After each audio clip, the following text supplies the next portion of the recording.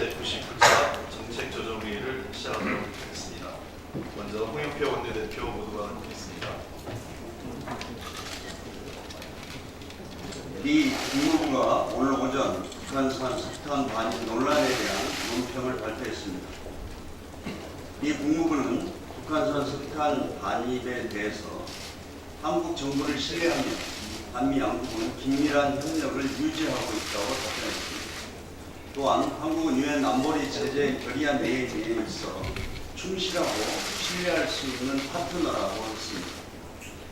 북한산 석탄 반입 논란과 관련해 온갖 억측과 왜곡을 해왔던 일부 공세가 잘못된 것이 이 논평으로 확인되었습니다.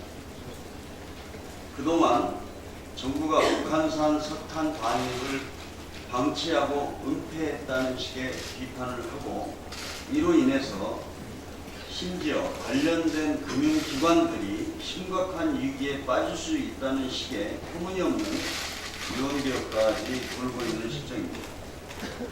뿐만 아니라 이 문제를 두고 한미 공조에 균열이 있는 것처럼 왜곡된 주장도 나오고 있습니다. 제가 확인한 바로는 정부는 이번 건에 대해 지난해 10월 미국 측 정보를 받아 조사를 진행해 왔습니다. 지금도 미국 측과 긴밀히 협력하고 있습니다. 그동안 정부가 관련 내용을 언론에 공개하지 못한 것은 조사가 진행 중이었고 조사 대상 선박도 9척이나 되었기 때문입니다.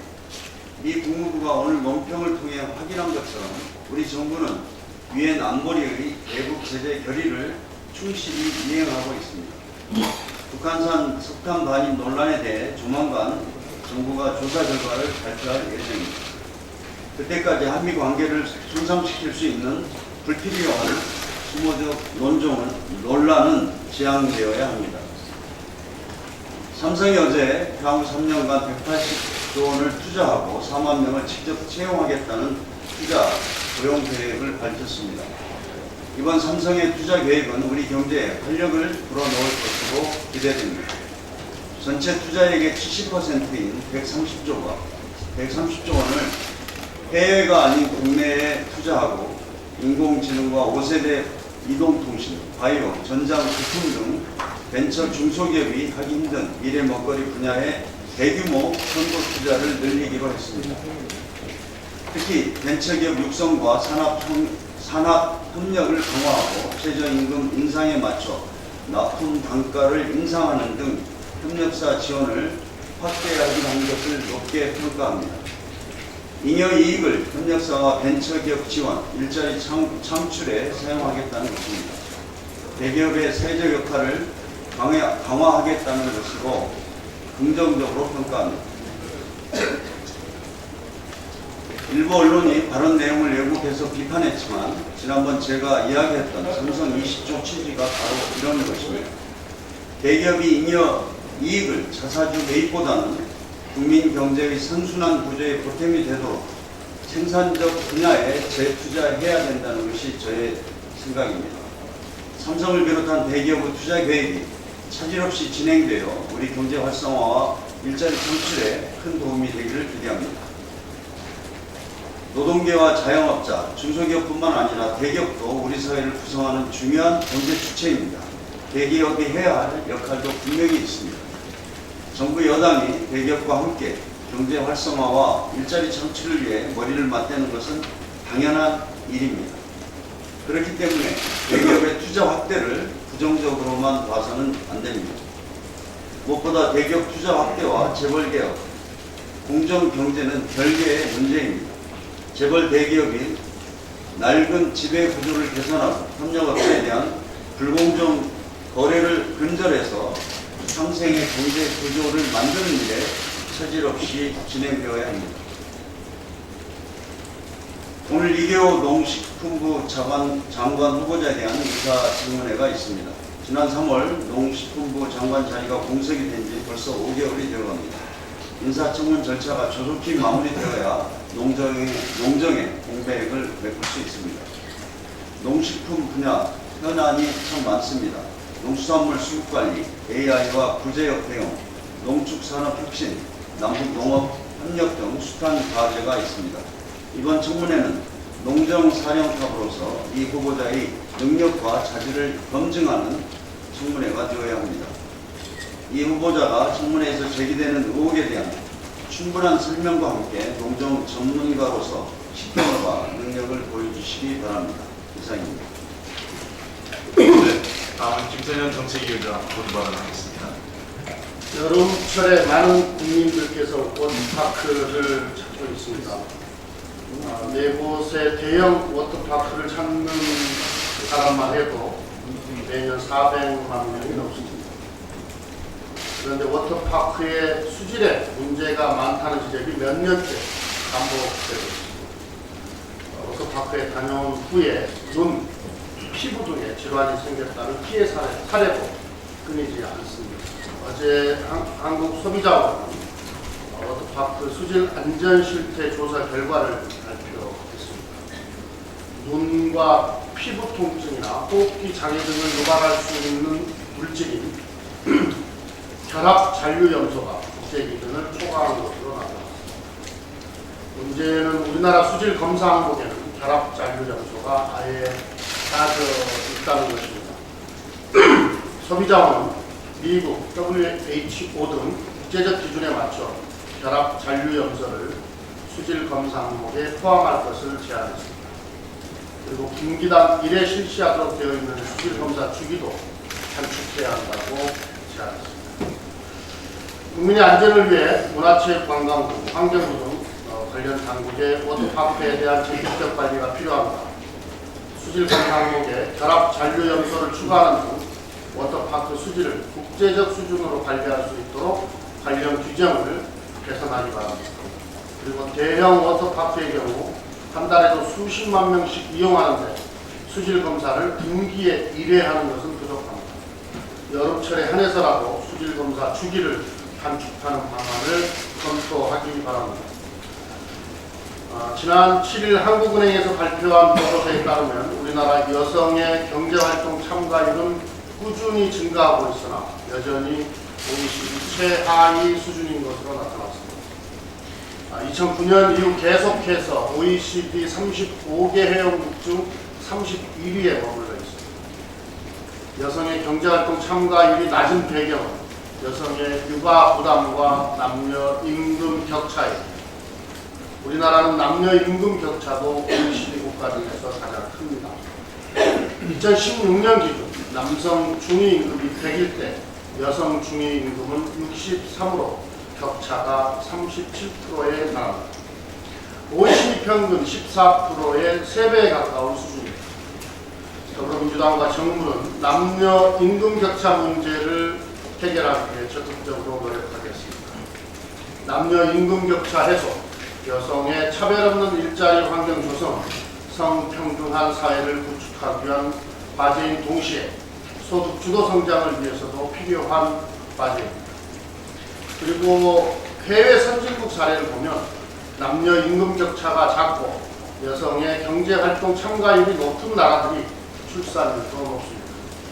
성별 임금 격차를 줄이고 여성의 경제활동 참여를 지원하는 것은 저출산 문제 해결을 위해서도 필요한 일입니다. 더불어민주당과 정부는 국정과제에 포함되어 있는 성평등 임금 공시제 도입, 남녀 고용평등법의 5인 미만 사업장까지 적용 확대 등을 차질 없이 추진해 나가겠습니다. 예, 지금부터 현안 발언 있겠습니다. 정재료 의원 현안 발언 있겠습니다. 네, 신재원입니다. 어제 여야 3당이 인터넷 전문원에게 대한